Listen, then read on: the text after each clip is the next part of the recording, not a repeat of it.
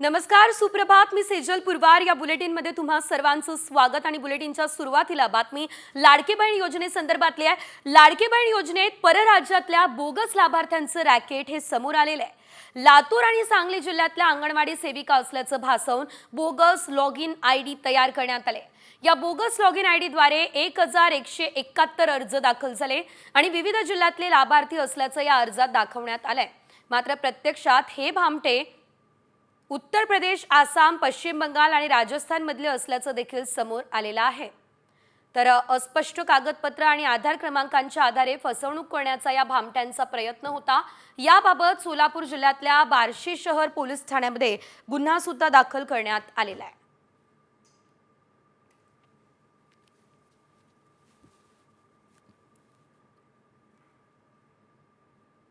तर लाडकी बहीण या योजनेमध्ये परराज्यातलं हे रॅकेट समोर आलं. मात्र यातल्या आरोपींची ओळख पटवून त्यांच्या अटकेचे प्रयत्न सुरू आहे असं पोलीस सांगताय. बघूयात पुढची बातमी. ती म्हणजे लाडक्या बहीण योजनेमुळे वयोश्री योजनेचे लाभार्थी मात्र वेटिंगवर असल्याची धक्कादायक माहिती समोर आलेली आहे. सरकार लाडक्या बहिणींसाठी दर महिन्याला 3750 कोटी रुपये खर्च करतंय. सरकार एकीकडे महिलांची काळजी घेत असल्याचं चित्र आहे, तर दुसरीकडे ज्येष्ठांकडे मात्र दुर्लक्ष करत असल्याची वस्तुस्थिती आहे. मुख्यमंत्री वयोश्री योजनेअंतर्गत अर्ज केलेल्या 6.5 लाख ज्येष्ठांपैकी सुमारे 4 लाख लाभार्थ्यांना 3 महिन्यांपासून लाभच मिळालेला नाही आहे. विशेष म्हणजे विधानसभा निवडणुकीनंतर 17 ऑक्टोबर 2024 पासून नव्या ज्येष्ठांना वयोश्रीचे अर्ज करणं देखील बंद करण्यात आलंय.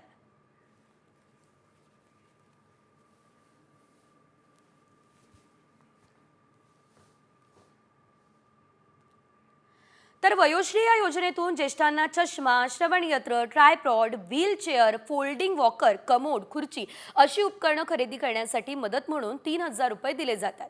मात्र आता ज्येष्ठांना ही उपकरणं घेता येत नाही, त्यामुळे त्यांचे मात्र हाल झालेले आहेत. याशिवाय इतर काही मोठ्या आणि महत्त्वाच्या अपडेट्स वेगवान स्वरूपात. राज्यात जीबी सिंड्रोमच्या रुग्णसंख्येत वाढ सुरू आहे. जीबी सिंड्रोमच्या रुग्णांना आता आकडा 127 वर गेलेला आहे. त्यापैकी 20 रुग्ण व्हेंटिलेटरवर आहे. पुण्यात जीबीएसमुळे पहिला मृत्यू झालाय, त्यामुळे राज्यात जीबीएस बळींचा आकडा 2 वर गेलाय.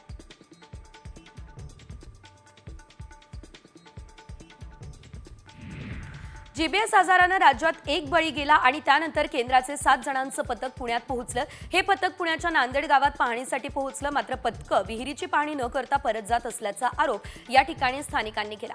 गावकऱ्यांनी पथकाला रोखलं आणि त्यानंतर पथकानं विहिरीतील पाण्याची पाहणी केली. लातूर या ठिकाणी जीबीएस आजाराचे 2 संशयित रुग्ण आढळले. संशयित रुग्णांवर लातूरच्या विलासराव देशमुख शासकीय वैद्यकीय महाविद्यालयाच्या रुग्णालयात सध्या उपचार सुरू आहे.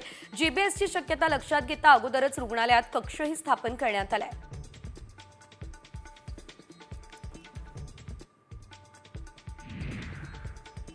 जीबीएस या सिंड्रोमच्या पार्श्वभूमीवर हिंगोली जिल्हा आरोग्य प्रशासन अलर्ट झालं.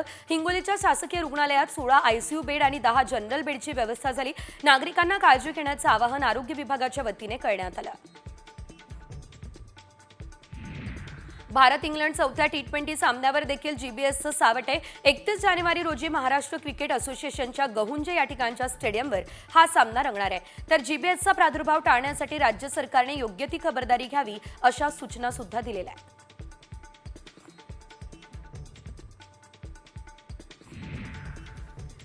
तिकडे पुण्यात आरटीओ विभागातर्फे 31 जानेवारी ते 2 फेब्रुवारी पर्यंत राज्यस्तरीय रस्ता सुरक्षा क्रीडा अभियानाचं आयोजन झालं. या अनुषंगाने चालकांची आता ड्रायव्हिंग लायसन्स टेस्ट पुढे ढकलण्यात आली. या कार्यक्रमासाठी राज्यभरातून मोठ्या प्रमाणात मोटर वाहन विभागाचे खेळाडू हे सहभागी होणार आहेत.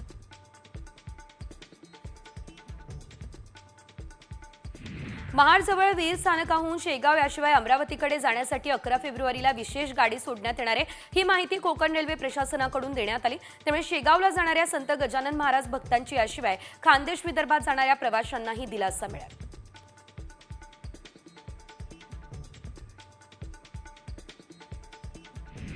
नूतनीकरणामुळे मुंबईमधील विमानतळ 1 या वर्षी बंद करण्याची शक्यता वर्तवली जाते. अधिक प्रवाशांना सामावून घेण्यासाठी टर्मिनलचा पुनर्विकास केला जाईल. टर्मिनल नूतनीकरणाचं काम याच वर्षी सुरू होईल आणि या नूतनीकरणामुळे विमानतळ 2 आणि नव्यानं बांधलेले नवी मुंबई विमानतळ हे वापरलं जाणार आहे.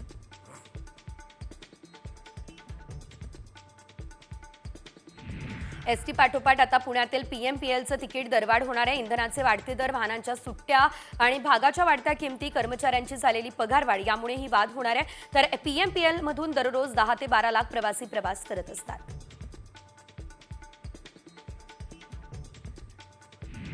ज्येष्ठ क्रिकेटपटू सुनील गावस्कर यांना देण्यात आलेला भूखंड आता क्रिकेटपटू अजिंक्य रहाणे याला दिला जाणार असल्याचं देखील कळतंय. या संदर्भातील सरकारने दुरुस्ती आदेश देखील जारी केलेले आहेत. मुंबईमधल्या वांद्रे या ठिकाणी 2000 स्क्वेअर मीटरचा हा भूखंड आहे आणि यासाठी रहाणेला 4 कोटी रुपये भरावे लागणार आहेत.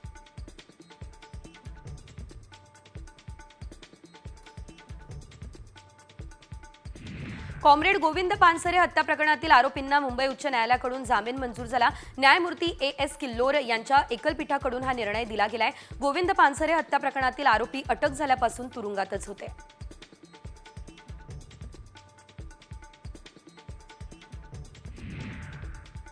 येत्या काही दिवसांमध्ये 10वी आणि 12वीच्या परीक्षा सुरू होणार आहे आणि या पार्श्वभूमीवर बुरखा घातलेल्या परीक्षार्थींना परीक्षा केंद्रात प्रवेश देण्यात येऊ नये असं पत्र मंत्री नितेश राणे यांनी शिक्षण मंत्री दादा भुसे यांना लिहिलंय.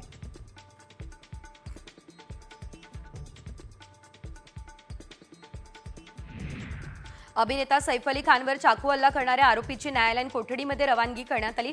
सैफवर चाकू हल्ला केल्याप्रकरणी मोहम्मद शरीफुल शहाजादला अटक झाली आहे. मुंबई पोलिसांनी आरोपीला पोलीस कोठडी देण्याची मागणी केली, मात्र कोर्टानं ती फेटाळली आहे. आरोपीला 14 दिवसांची न्यायालयीन कोठडी आता सुनावली आहे.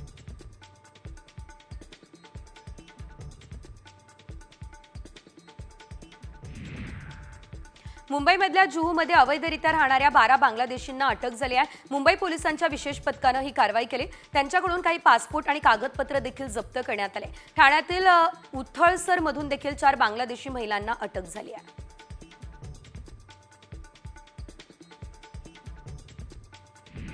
शिवसेना शिंदे गटाचे डहाणूचे पदाधिकारी अशोक दोडी यांच्या शोधासाठी पोलिसांनी 8 पथकं तयार केली. दोडी यांच्यासोबत घातपात झाल्याचा संशय पोलिसांना आहे. आतापर्यंत पोलिसांनी 4 आरोपींना ताब्यात घेतलंय.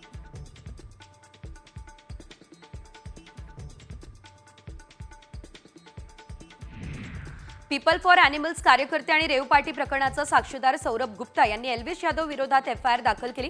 एल्विश यादववर साक्षीदाराला धमकावल्याचा आरोप करण्यात आलाय. गाझियाबादमधील नंदग्राम पोलीस ठाण्यामध्ये एल्विश यादव विरोधात एफआयआर दाखल करण्यात आली आहे.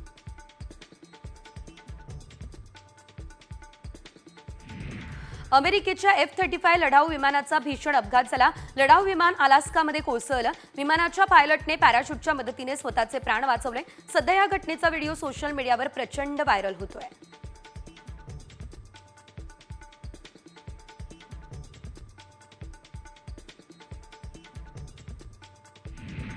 मशीद बंदरमध्ये कर्नाक पुलाच्या पुनर्बांधणी अंतर्गत गर्डर बसवण्याचं काम 52% पूर्ण झालं. उर्वरित काम टप्प्याटप्प्यानं केलं जाईल. त्यामुळे येत्या 7 जूनपर्यंत कर्नाक पूल प्रवाशांच्या सेवेत आणण्याचे पालिकेचे नियोजन आहे.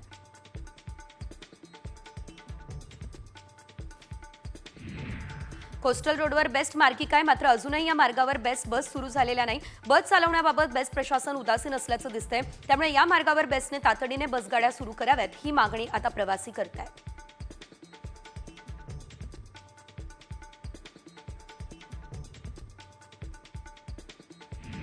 नाशिकमध्ये सेटेलिंग कंपनीच्या वतीने शहरात 250 बस चालवल्या जात आहे. सप्टेंबर अखेरपर्यंत केंद्र सरकारच्या पीएमपीए या बस सेवेअंतर्गत आणखी 50 इलेक्ट्रिक बस सेवेत दाखल होणार आहे.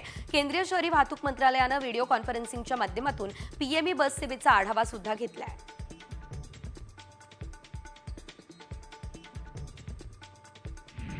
एनएमएमटीच्या वतीने पर्यावरण स्नेही प्रवासावर अधिक भर दिला जातोय. त्यानुसार यापुढे केवळ सीएनजी आणि इलेक्ट्रिक बस खरेदीला प्राधान्य असेल. त्यानुसार 100 ई बस खरेदीचा निर्णय परिवहनानं घेतला. त्यातील 60 ई बस परिवहनच्या ताफ्यामध्ये दाखल झाल्या.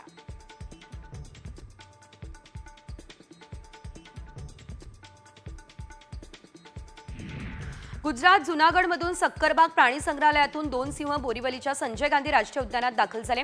त्यामुळे आता संजय गांधी राष्ट्रीय उद्यानातील सिंहांची संख्या 5 झाली आहे. पर्यटकांचा व्याघ्र आणि सिंह सफारीचा आनंद द्विगुणित होणार आहे. उद्यानाच्या तिजोरीत देखील भर पडणार आहे. भायखळ्यात राणीच्या बागेत 31 जानेवारी ते 2 फेब्रुवारी या कालावधीमध्ये पुष्पोत्सव आयोजित करण्यात आला. यावर्षी पुष्पोत्सवाचं 28वे वर्ष आहे. राष्ट्रीय प्रतीके संकल्पनेवरती आधारित सजावट केली जाणार आहे. पुष्पोत्सवामध्ये 5000 रुपयांमध्ये विविध प्रकारची प्रजातींची पानाफुलांची आकर्षक अशी सजावट केली जाते. राष्ट्रवादीचे आमदार रोहित पवार प्रयागराजमध्ये दाखल झालेले आहेत। सपत्नीक त्यांनी मौनी अमावस्येनिमित्त कुंभमेळ्यामध्ये स्नान केलंय।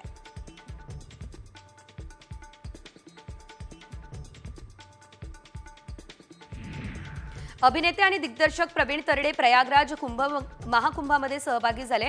तर यावेळेस त्यांनी पत्नीसह महाकुंभामध्ये अमृत स्नान केलं। प्रवीण तरडे पत्नी स्नेहल तरडेसह महाकुंभामध्ये सहभागी झालेले दिसले।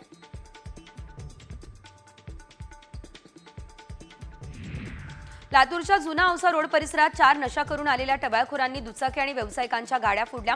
दिवसाढवळ्या टवाळखोरांनी दगड हातात घेऊन काठ्या घेऊन दहशत माजवण्याचा प्रयत्न केला। पोलिसांनी या टवाळखोरांच्या मुसक्या आता आवळल्या। दिल्ली मेरठ एक्सप्रेसवरती धुक्यामुळे सुमारे 25हून अधिक वाहनं एकमेकांवर आदळली आहेत। सुदैवानं आता या घडलेल्या अपघातात जीवितहानी झालेली नाही, मात्र झालेल्या अपघातामुळे घटनास्थळी बराच काळ जाम झाला।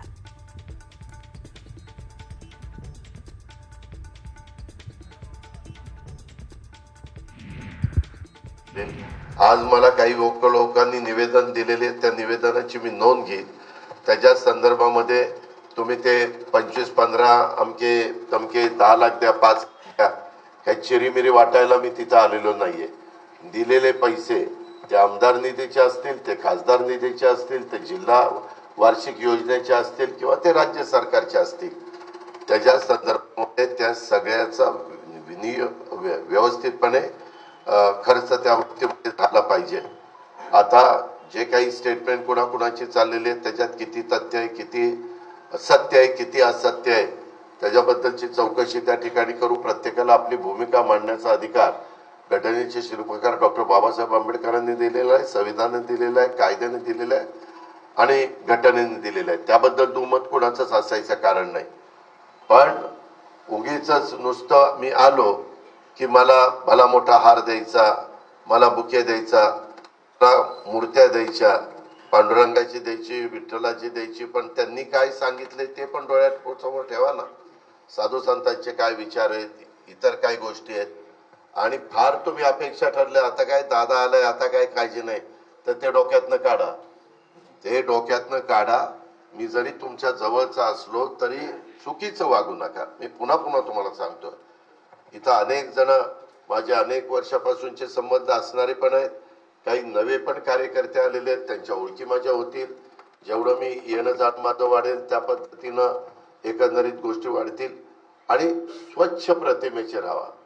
लोकांनी असं म्हटलं पाहिजे की बाबा खरंच ही लोक व्यवस्थितपणे काम, या पद्धतीनं आपण पुढे जाण्याचा प्रयत्न करू। आपल्याला कुणाचाही अवमान करायचा, त्याच्यामध्ये जसं येईल तसं व्यापाऱ्यांची एखादा मीटिंग एकदा घ्यायची, डॉक्टर मंडळींची, वकील मंडळींची, व तुमचं काय नाही।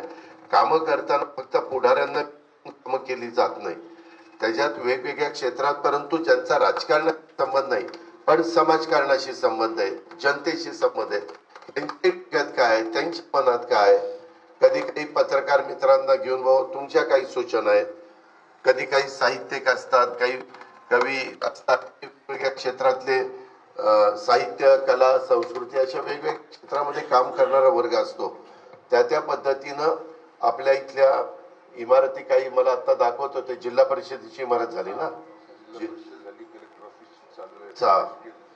आता जे काही चालू आहेत त्याचं पण एलिव्हेशन, त्याचं साईड एलिव्हेशन ते कसं चांगलं राहील, उद्या 50-100 वर्ष टिकले पाहिजे। मी परवा जालन्याला पण गेलो होतो, त्यावेळी जालन्याला पण मी माझ्या पद्धतीनं पाहणी केल्यावर तिथल्या चीफ इंजिनियर आणि तिथल्या कलेक्टरला काय सांगायचं ते सांगितलं।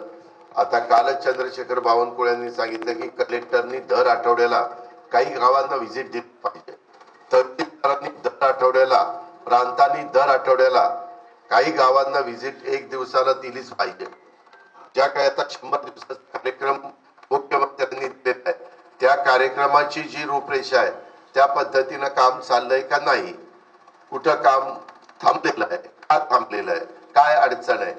मी नुसता आदेश देणार नाही, त्यांची अडचण समजून घेणार, अडचण असेल तर ती मला दूर करावी लागेल।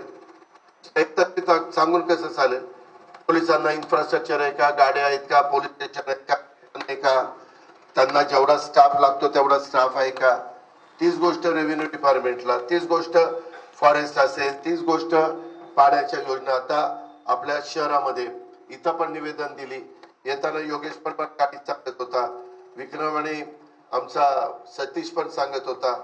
काल कॅबिनेटच्या वेळेस धनंजयने पण सांगितलं की दादा इथं 32-36 कोटी रुपये बिल थकलंय आणि पाणी धरणामध्ये पण बीडकरांना प्यायला पाणी नाही का, तर लाईटचं बिल भरलं नाही. जसं शिस्तही लावावी लागेल नियमाप्रमाणे. आता त्याला एवढं बिल भरता येणार नाही, तर त्याला हप्ते पाळायचे आहेत का, त्याच्यात दंड व्याज माफ करायचं का.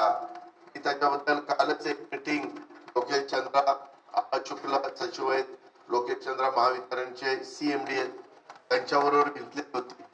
जे माझ्या स्तरावर असेल ते मी माझ्या स्तरावर सोडेल, जे मुख्यमंत्र्यांच्या पर्यंत न्यावं लागेल ते मी मुख्यमंत्र्यांना सांगेन. हे सांगताना लोकप्रतिनिधींना पण विश्वासात घेईल. 2 मंत्रिमंडळात सहकारी आहेत तुमच्या भागातले, ते धनंजय मुंडे आणि पंकजाताई, त्यांना मी विश्वासात घेऊ. भेदभाव त्याच्यामध्ये केला जाणार नाही, पण मी जर भेदभाव नाही केला तर मी ज्याचं काम करतो त्यांनी पण केला पाहिजे. नाही तर मी त्याचं काम करणार आणि ते खाली तिसरंच काहीतरी करणार, त्याला नाही मी खपून घेणार.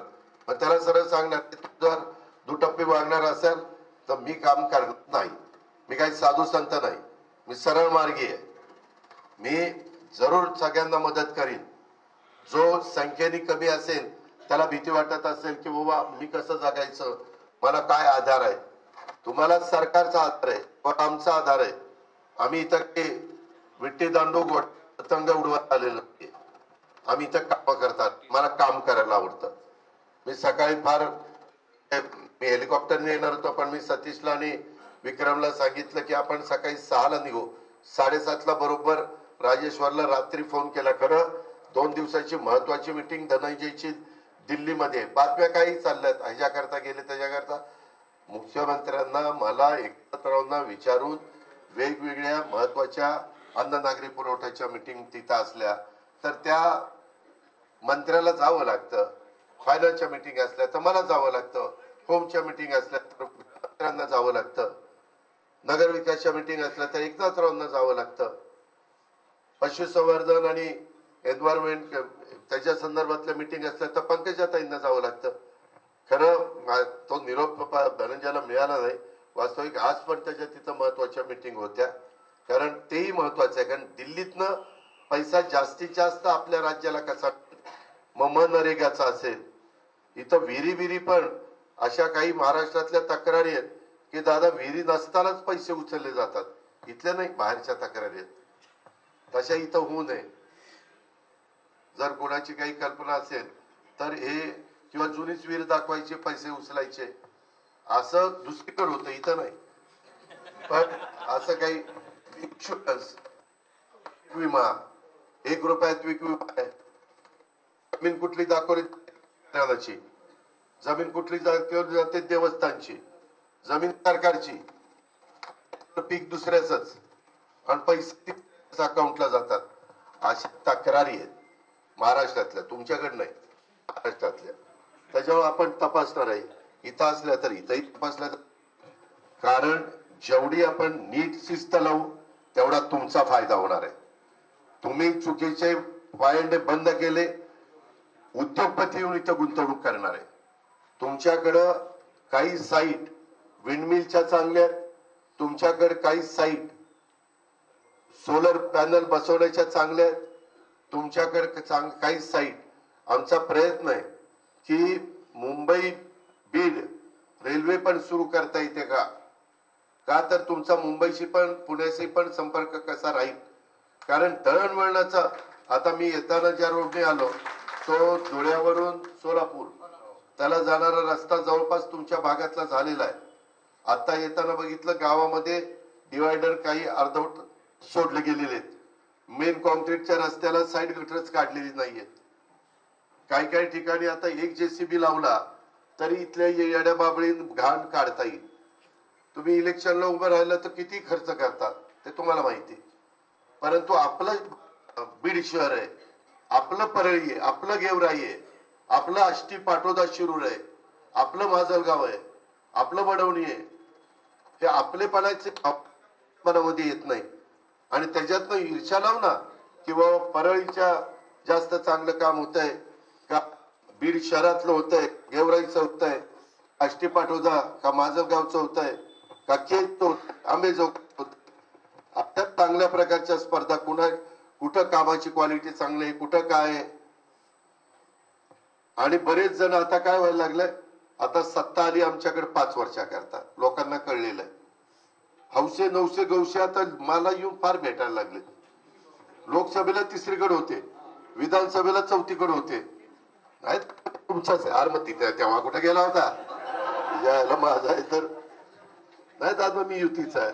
मग युतीच्या वेळेस उमेदवाराला विरोध का केला? हे असं चालणार नाही. काही दिवस तुमचं वागणं बोलणं अशांचं मी बघेन खरंच दुरुस्त होत आहेत का. कारण सरडा कसा रंग बदलतोय तशी काही एक जमात असते, सगळीकडे असते, माझ्याकडे पण आहे. ही जर उगवत्या सूर्याला नमस्कार करायचा, आज कुठं उगवलं इकडं. तसलं चालणार नाही. मी स्पष्टपणे सांगतोय. आता राजेश्वर मी तुझ्या देखत सांगतोय, लोकप्रतिनिधींच्या देखत सांगतोय. उद्याच्याला परत कुणी आलं नाही दादा एवढ्या वेळेस पांघरून आला, पांघरून फाटून गेले माझं. एवढ्या वेळेस पदरच राहिला नाही आम्हाला. असलं अजिबात चालणार नाही. तुम्ही तुमच्या कार्यकर्त्यांना पण खाली सांगा, नको बाबा आता उगीच आपलं स्वतःसारखं सरळ वागूया, चांगलं वागा. मी तुमच्या माग पूर्ण ताकद उभी करीन, तुम्हाला कुणाला वाऱ्यावर सोडणार नाही. पण चुकीचं वागला तर तुम्हाला कार्यवाही केली जाईल. तुमच्यावर जे काही नियम आहे त्या पद्धतीने कलम लावली जातील. सातत्य ते राहिलं तर मकोका पण लावला जाईल. कारण 3-4 केसेस एखाद्याच्यावर लागल्या, 4 एक गंभीर स्वरूपात, तर ते होतं. बाहेरचे गुंतवणूक करायला विंडमिलवाले येत आहेत, त्यांना जर कोणी खंडणी मागितली इथं नाही तिथं नाही, हे कुठं सरकारच्या रस्ते अडवलेले पण चालणार नाही आणि ह्या सगळ्या गोष्टी चालणार नाही. हे मी मुद्दाम सुरुवातीला सांगतो. मला खरं तर वेळ झालेला आहे. पक्ष नोंदणीच्या सोयाबीन कापूस सोयाबीन खरेदीच्या बद्दलच्या सूचना मुख्यमंत्र्यांनी कालच्या कॅबिनेटला जयकुमार रावळला दिलेल्या आहेत. बाबासाहेब पाटलांनी हा मुद्दा उपस्थित केलेला होता. आज पण निवेदनाच्या द्वारे आलेला आहे. मी पण आता इथून ज्यावेळेस मुंबईला जाईल त्यावेळेस पण पुन्हा आता दिल्लीला मुख्यमंत्र्याच्याही कानावर घालतो की बाबा तिथं पण सांगावं लागेल. कापूस मोठ्या प्रमाणावर माझ्या शेतकऱ्यांच्या घरामध्ये पडलेला आहे. त्याच्याही संदर्भात कापसाची केंद्र खरेदीची चालू करण्याच्या करता त्या बाबतीमध्ये प्रयत्न केला जाईल, मदत केली जाईल. आणि इतर जे काही सोयाबीनच्या खरेदीला काल कॅबिनेटने चालू वाढ केलेली आहे. त्या संदर्भातची ऑर्डर झालेली आहे. आता जयकुमारची बोली